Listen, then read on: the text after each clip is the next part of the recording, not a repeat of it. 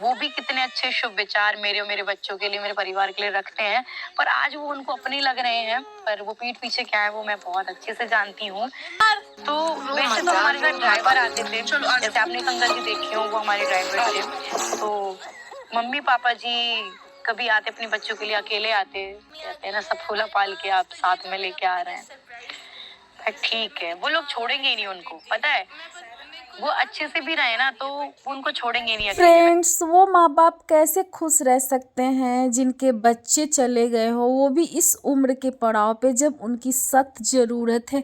आज सूरज चौधरी और राजवीर चौधरी होते तो आज जो सास ससुर भटक रहे हैं इलाज के लिए, ये सारी चीज़ें नहीं होती और ना ही उनका घर बिखरता।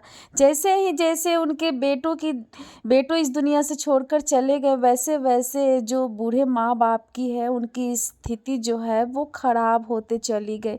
आप सबको बता दूं कि अब तो सपना शिफ्ट हो चुकी है। सपना ने सब कुछ अपना कर लिया है सेपरेट, जैसे घर खरीद लिया, कार खरीद लिया, सब कुछ कर लिया। अब बेचारी सास ससुर जो है उनको काफ़ी तकलीफ़ों का सामना करना पड़ रहा है। कल होके जो कंट्रोवर्सी जिसने छीड़ा था, आज तो उसके लिए वाहवाही हो गया, क्योंकि अब तो मौका मिल गया भाई। अब तो सास ससुर के दिल जीत लो और अब उनके साथ रहो और उनकी जो प्रॉपर्टी है वो भी अपने नाम करा लो, और जब प्रॉपर्टी तुम्हारे नाम पर हो जाएगी तो उन्हें जाकर किसी अनाथ आश्रम में छोड़ आना।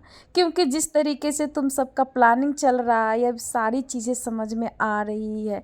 सास ससुर का तबीयत खराब है, लेकिन उनके जो आंखों पर है ना, वो उनके सास ससुर का जो है मायके और ससुराल वाला का जो है पट्टी पड़ा हुआ है, पट्टी लगा हुआ है। इसके वजह से ये अंधकार में जी रहे हैं। जब ये पट्टी खुलेगी तब इनके जो सास ससुर हैं, सास के मायके वाले हैं, उनके सारी सच्चाई जो है वो सामने आएगा। तब ये लोग कुछ नहीं कर पाएंगे, क्योंकि इनके सामने